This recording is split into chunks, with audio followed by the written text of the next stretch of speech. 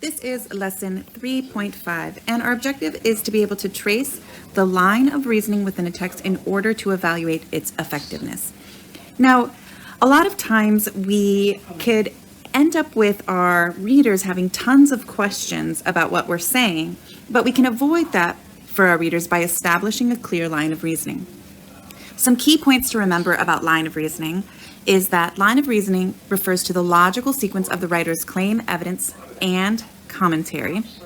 It also is most effective when it's clear and logical. And if the line of reasoning is flawed or incomplete, your argument will lose credibility. So you want to avoid flawed logic or lines of reasoning. Now, reasoning refers to the writer's thinking put on paper. It's the writer's inferences, conclusions, predictions, and logic among other aspects of thinking. Developing a line of logic can be done using a couple patterns for reasoning. Some common reasoning patterns are listed below. We can use deductive reasoning, which is going from a general concept or assumption to show how a specific example relates to that example. For example, we could say something like, fast foods contain high, that should be an H, degrees of fat. Foods high in fats pose health problems such as obesity, high blood pressure, and heart disease. For this reason, we can conclude that fast foods pose health problems. So, some signal words within this deductive reasoning are if, then, since, for this reason, conclude, and therefore. So we start off with this general concept, and then we come up with a specific example to draw our conclusion. Now, in inductive reasoning, reasoning is formed from specific examples or observations to then create a general conclusion. So, for example, in February 2020, the toys in kids' meals at Wendy's were wild animals. In addition, in the same month, Burger King, this should be a U, King's kids' toys were feisty pets, while McDonald's offered spirit toys based on the movie about a horse. From these examples, we can conclude that animals are popular toys in kids' fast food meals. So, we started off with the specific examples, and then we ended with the conclusion. And signal words that we use when we're using inductive reasoning is in addition, also, for example, and therefore. Now, we can also use causal reasoning, which is kind of like cause and effect. It is reasoning that causes something else. So, here's our example. Several developments have caused fast food chains to offer healthier options. One was the rise of the fast food drive-thrus that offered only healthy foods such as salad and go in Arizona, at the same prices as regular fast food chains. A second was the requirement by the U.S. Food and Drug Administration that all large chains must list nutrition information, including calorie content of foods, on their menus. Making that information available publicly puts pressure on chains to offer food with lower calories. So here we have the reasoning, then we have the causes listed, and then we have an end with reasoning of its effect. And some signal words are because, consequently, for this reason, explains, supports. This one should be caused, so let's erase that. Caused, therefore, as a result. Now, lastly, we have analogic or comparative reasoning. This reasoning refers to identifying how something is like or unlike something else. So our example, efforts to market fast food to children continue with few regulations, cementing the presence of fast foods in American culture. In 2018, the fast food industry spent $29 million lobbying lawmakers to make sure those regulations stay away.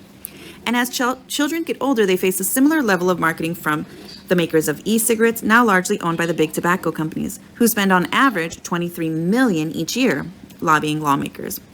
So we see this idea about fast food and then this idea about tobacco companies marketing to children. As dollars spent on unregulated marketing to youth have increased, so has the use of e-cigarettes among teens and young adults, and so has apparent harm to health.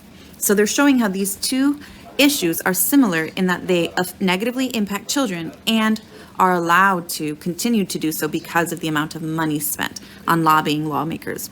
Our signal words are in the same way, like, in contrast for the same reasons, and similar. So when we look at our guided practice, it's going to be important that we first just pay attention to a few sentences at a time so that we can trace the line of reasoning. We're going to start by looking at sentences 1 and 2, and we're just going to identify what the student is talking about and what ideas are being presented. So here in sentence 1, it says, "My friends have all started to get their driver's license, and we often find ourselves asking, what should we do or where should we go? Driving down the main road of our town, the flashing lights of the different fast food chains taunt us, and most often we end up sitting in the back corner of McDonald's or Panera." Introduction to the topic or the issue. So I'm just going to write intro for right now.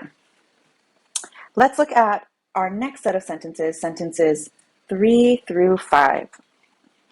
While it is understood that the consumption of fast food is a leading cause of our nation's deteriorating health, many exonerate fast food companies' fault and claim that it's the choice of the consumers to eat unhealthy fast foods. In fact, Americans are making this choice more frequently. The increased spending on fast food proves that our addiction to fast food is a cultural choice, one that has been dictated by a desire for efficiency. So here we can see that the student transitioned in sentences 3 through 5 to talking about the argument. So I'm going to put description of argument. Now let's look at our next set of sentences, sentences 6 through 9. And I'm going to use a different color for this. I'm going to use green. Healthier options have shown up in the industry to help consumers make healthier choices.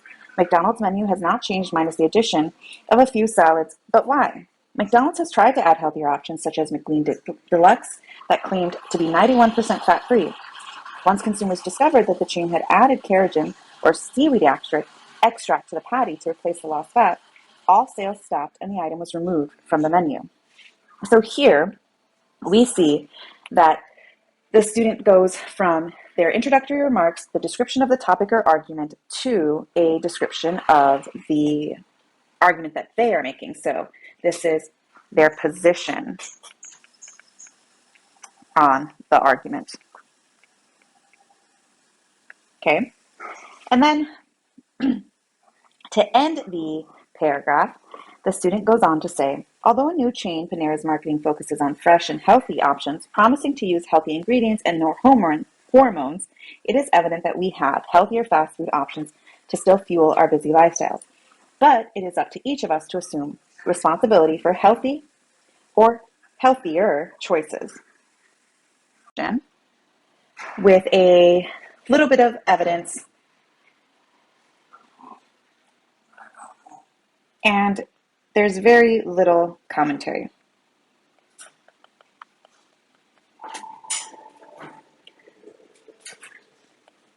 Look at what this would look like in the form of a summary that evaluates the student response. Line of reasoning. We have stated that the paragraph begins with introductory remarks, just like we annotated. Then we have a sentence that talks about how it moved to a description of the argument, and a sentence that says that it's followed by a statement of the student's position. And finally, we make a claim that the paragraph ends with little evidence or commentary. So the line of reasoning in this student's paragraph is not necessarily very effective. Now, when we activity, the apply your learning, one thing I want to make sure that you pay attention to is a revision that I want to make here. So instead of identifying the line of reasoning the student used, I want you to suggest a line of reasoning that could have worked better for the student because we know that it wasn't effective. And then I want you to identify 2 topics that should follow that paragraph that they wrote. So what other 2 topics should be brought up in the essay to strengthen the line of reasoning?